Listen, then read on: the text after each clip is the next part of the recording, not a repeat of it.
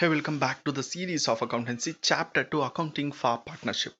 ಈ ಒಂದು ವಿಡಿಯೋದಲ್ಲಿ ನಾವು ಕಲ್ತ್ಕೊಂತ ಇರೋವಂಥದ್ದು ಬಂದು methods of maintaining capital account for partners. ಯಾವ ಮೆಥಡ್ನ ಮೇಂಟೈನ್ ಮಾಡ್ತಾರೆ, ಕ್ಯಾಪಿಟಲ್ ಒಂದು ಅಕೌಂಟ್ನ ಪ್ರಿಪೇರ್ ಮಾಡ್ಬೇಕಾದ್ರೆ ಪಾರ್ಟ್ನರ್ಗೋಸ್ಕರ ಯಾವ ಮೆಥಡ್ನ ಮೇಂಟೈನ್ ಮಾಡಿ ಕ್ರಿಯೇಟ್ ಮಾಡ್ತಾರೆ ಅನ್ನೋದ್ರ ಬಗ್ಗೆ ಕಲ್ತ್ಕೊತಾ ಇದ್ದೀವಿ.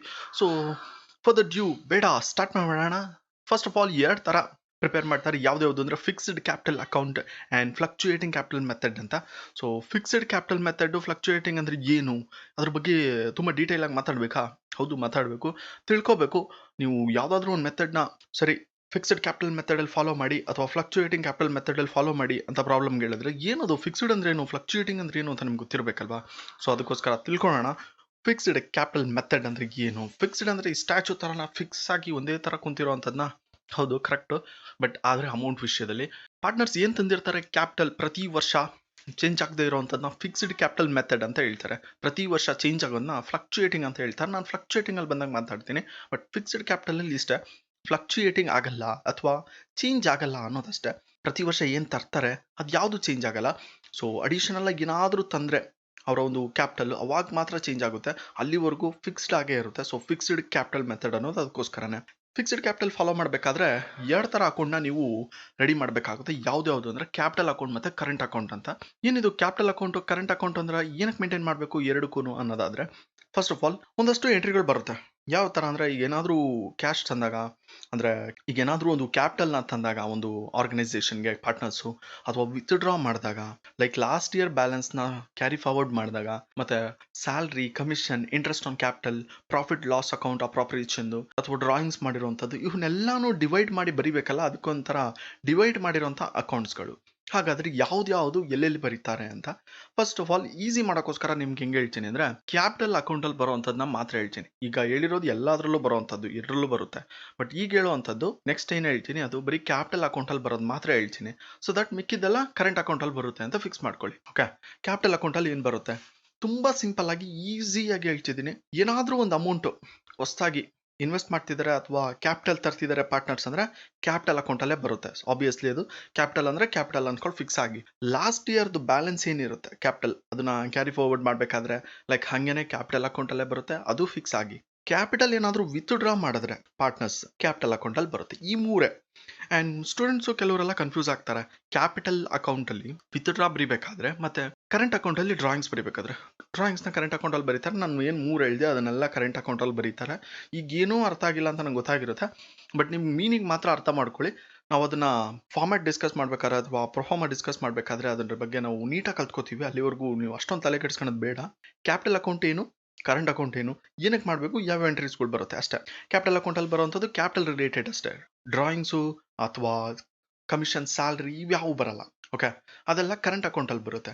ಹಾಗಾದರೆ ಎರಡು ಕನ್ಫ್ಯೂಸ್ ಮಾಡ್ಕೊಳೋಂಥ ಥಿಂಗ್ಸ್ ಯಾವುದು ಅಂದರೆ ಡ್ರಾಯಿಂಗ್ಸು ಮತ್ತು ವಿತ್ಡ್ರಾನ ತುಂಬ ಜನ ಕನ್ಫ್ಯೂಸ್ ಮಾಡ್ಕೊತಿದ್ದಾರೆ. ಏನಿದು ಡ್ರಾಯಿಂಗ್ಸ್ ಅಂದ್ರೇನು, ವಿತ್ಡ್ರಾ ಅಂದ್ರೇನು? ಸಿಂಪಲ್ ಹೇಳೋದಾದರೆ ಡ್ರಾಯಿಂಗ್ಸ್ ಅಂದರೆ ಹಣನ ಪರ್ಸ್ನಲ್ಗೆ ಯೂಸ್ ಮಾಡ್ಕೊಳೋಂಥದ್ದನ್ನ ಡ್ರಾಯಿಂಗ್ಸ್ ಅಂತ ಹೇಳ್ತಾರೆ. ಬಟ್ ಆದರೆ ವಿತ್ಡ್ರಾ ಅಂತ ಹೇಳಿದ್ರೆ ಕಂಪ್ಲೀಟಾಗಿ ಅಮೌಂಟ್ನ ಎತ್ಕೊಂಡು ಹೋಗ್ಬಿಡೋದು, ಅದನ್ನು ವಾಪಸ್ ಕೊಡಬೇಕು ಅಂತ ಎತ್ಕೊಂಡು ಹೋಗಲ್ಲ.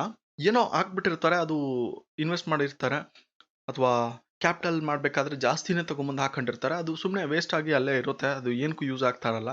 ಅಂಥ ಸಮಯದಲ್ಲಿ ಆ ಕ್ಯಾಪಿಟಲ್ನ ಅಟ್ಲೀಸ್ಟ್ ಇಲ್ಲಿರೋ ಬದಲು ನಮ್ಮ ಹತ್ರ ನನ್ನ ಇರಲಿ ಯೂಸ್ ಮಾಡ್ಕೊಳ್ಳೋಣ ಅಂದ್ಬಿಟ್ಟು ವಾಪಸ್ ಎತ್ಕೊಂಡ್ಬಿಡ್ತಾರೆ ಎಲ್ಲರೂ. ಸೊ ಅಂಥದ್ದನ್ನ ವಿತ್ಡ್ರಾ ಅಂತ ಕರೀತಾರೆ. ಸೊ ವಿತ್ಡ್ರಾಗೂ ಡ್ರಾಯಿಂಗ್ಸ್ಗೂ ತುಂಬ ಒಂದು ಡಿಫ್ರೆನ್ಸ್ ಇದೆ, ಬಿಗ್ ಡಿಫ್ರೆನ್ಸ್. ಸೊ ಅದನ್ನ ಕನ್ಫ್ಯೂಸ್ ಮಾಡ್ಕೊಂಬೇಡಿ. ಸೊ ಇಷ್ಟೇ, ಕ್ಯಾಪಿಟಲ್ ಅಕೌಂಟಲ್ಲಿ ಬರೋವಂಥದ್ದನ್ನ ಮೂರನ್ನ ತಿಳ್ಕೊಳ್ಳಿ. ಇನ್ ಕರೆಂಟ್ ಅಕೌಂಟಲ್ಲಿ ಮಿಕ್ಕಿದ್ದೆಲ್ಲ ಬರುತ್ತೆ ಅಂತ ನಿಮಗೆ ಅರ್ಥ ಆಗುತ್ತೆ. ಯಾವ್ಯಾವ ಬರುತ್ತೆ ಅಂದರೆ, ಯಾವುದಾದ್ರೂ ಒಂದು ಅಮೌಂಟ್ ನೀವು ಹೊಸದಾಗಿ ತರ್ತಿದ್ದೀರಾ, ಕ್ಯಾಪಿಟಲ್ ಆಸ್ ಅ ಕ್ಯಾಪಿಟಲ್ ತರ್ತಾ ಇದ್ದೀರಾ ಅಂದರೆ, ಒಂದು ಲಾಸ್ಟ್ ಇಯರ್ ಏನಾದರೂ ಇದ್ದರೆ ಕ್ಯಾಪಿಟಲ್ ಅದನ್ನ ತರ್ತಾ ಇದ್ದೀರಾ ಅಂದರೆ ಕ್ಯಾರಿ ಫಾರ್ವರ್ಡ್ ಮಾಡಬೇಕಲ್ಲ. ಸೊ ಕ್ಯಾರಿ ಫಾರ್ವರ್ಡ್ ಆದಾಗ ಬ್ರಾಡ್ ಡೌನ್ ಅಂತ ಮಾಡ್ತೀರಾ, ಬ್ಯಾಲೆನ್ಸ್ ಬ್ರಾಡ್ ಡೌನ್ ಅಂತ, ಅದಕ್ಕೋಸ್ಕರ ಒಂದು ತರ್ತೀರಾ.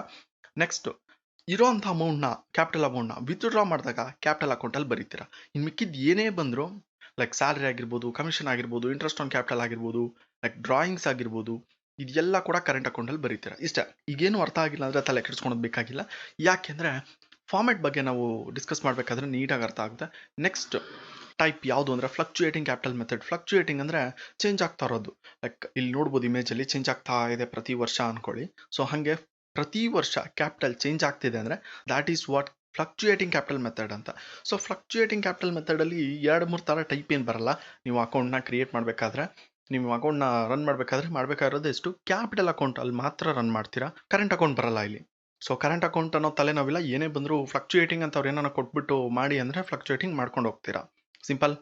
ಇಲ್ಲಿಗೆ ನಿಮಗೆ ಫ್ಲಕ್ಚುಯೇಟಿಂಗು ಒಂದು ಕ್ಯಾಪಿಟಲ್ ಮೆಥಡ್ಗೂ ಅರ್ಥ ಆಗಿರಬೇಕು. ಯಾವುದ್ಯಾವುದು ನಾನು ಈಗ ತಾನೇ ಹೇಳಿದೆ ನಿಮಗೆ, ಪಾರ್ಟ್ನರ್ಸ್ ಕ್ಯಾಪಿಟಲ್ ಅಕೌಂಟಲ್ಲಿ ಏನೇನು ಬರುತ್ತೆ ಮತ್ತು ಪಾರ್ಟ್ನರ್ಸ್ ಕರೆಂಟ್ ಅಕೌಂಟಲ್ಲಿ ಏನೇನು ಬರುತ್ತೆ ಅಂತ ಡಿಫ್ರೆನ್ಸು ಇಲ್ಲಿ ಯಾವುದೂ ಇರಲ್ಲ, ಎಲ್ಲ ಒಂದಕ್ಕೆ ಬರೀತೀರಾ ಈ ಒಂದು ಮೆಥಡಲ್ಲಿ ಮಾತ್ರ. ನೆಕ್ಸ್ಟ್ ಫಿಕ್ಸ್ಡ್ ಕ್ಯಾಪಿಟಲ್ ಮೆಥಡ್ ಅಂದರೆ ಫಿಕ್ಸ್ಡ್ ಕ್ಯಾಪಿಟಲ್ ಮೆಥಡಲ್ಲಿ ಫಾಲೋ ಮಾಡ್ತೀರಾ. ಫ್ಲಕ್ಚುಯೇಟಿಂಗ್ ಮೆಥಡ್ ಅಂತ ಏನಾದರೂ ಕೇಳಿದರೆ ಪ್ರಾಬ್ಲಮಲ್ಲಿ ಫಾಲೋ ಮಾಡ್ತೀರಾ, ಏನು ಡೌಟ್ ಇಲ್ಲ. ಬಟ್ ವಾಟ್ ಇಫ್ ಎರಡೂ ಕೇಳಲಿಲ್ಲ, ಎರಡೂ ಕೊಟ್ಟಿಲ್ಲ, ಜಸ್ಟ್ ಸಮ್ ಮಾಡಿ ಅಂತ ಕೊಟ್ಟಿದ್ದಾರೆ, ಎರಡು ಏನೂ ಹೇಳಿಲ್ಲ, ಫಿಕ್ಸ್ಡ್ ಅಂತ ಮಾಡಿ ಅಂತಲೂ ಹೇಳಿಲ್ಲ, ಫ್ಲಕ್ಚುಯೇಟಿಂಗ್ ಅಂತಲೂ ಮಾಡಿ ಅಂತ ಹೇಳಿಲ್ಲ, ಆಗೇನು ಮಾಡ್ತೀರಾ? ಸೊ ಅವಾಗ ಮಾಡಬೇಕಾಗಿರೋದು ಇಷ್ಟೇ, ಫ್ಲಕ್ಚುಯೇಟಿಂಗ್ ಕ್ಯಾಪಿಟಲ್ ಮೆಥಡ್ ಡಿಫಾಲ್ಟಾಗಿ ಸೆಲೆಕ್ಟ್ ಮಾಡ್ಕೊಳ್ಳಿ. ಅಂದರೆ ಅವ್ರು ಏನು ಹೇಳಿಲ್ವಾ ಫ್ಲಕ್ಚುಯೇಟಿಂಗ್ ಅಂತ ಬಂದಾಗ ಎಷ್ಟು ಅಕೌಂಟ್ನ ಫಾಲೋ ಮಾಡಬೇಕು, ಒಂದೇ account, that is capital account. So ಇಷ್ಟೇ, ಕ್ಯಾಪಿಟಲ್ ಅಕೌಂಟ್ ಒಂದು ಫಾಲೋ ಮಾಡಿದ್ರೆ ಮುಗೀತು. ಅವ್ರು ಏನಾದರೂ ಸ್ಪೆಸಿಫಿಕ್ ಆಗಿ ಕೇಳಿದ್ರೆ ಫಿಕ್ಸ್ಡ್ ಕ್ಯಾಪಿಟಲ್ ಮೆಥಡ್ ಅಂತ ಫಿಕ್ಸ್ಡ್ ಕ್ಯಾಪಿಟಲ್ ಮೆಥಡ್ ಮಾಡಬೇಕಾಗುತ್ತೆ. ಅವ್ರು ಏನು ಕೇಳಿಲ್ಲ ಅಥವಾ ಫ್ಲಕ್ಚುಯೇಟಿಂಗ್ ಮಾಡಿ ಅಂದರೆ ಫ್ಲಕ್ಚುಯೇಟಿಂಗೇ ಮಾಡ್ಕೊಂಡು ಹೋಗ್ಬೋದು. ಇಷ್ಟೇ. ಐ ಥಿಂಕ್ ವಿಡಿಯೋ ನಿಮಗೆ ಅರ್ಥ ಆಗಿದೆ ಅನ್ಕೊತೀನಿ. ನಿಮ್ಗೆ ಏನಾದರೂ ವಿಡಿಯೋ ಇಷ್ಟ ಆಗಿದ್ರೆ ಲೈಕ್ ಮಾಡಿ, ಲೈಕ್ ಆಸ್ ಯೂಶುವಲ್ ಫ್ರೆಂಡ್ಸ್ ಜೊತೆ ಶೇರ್ ಮಾಡಬೇಕು. And see you in the next series. Bye.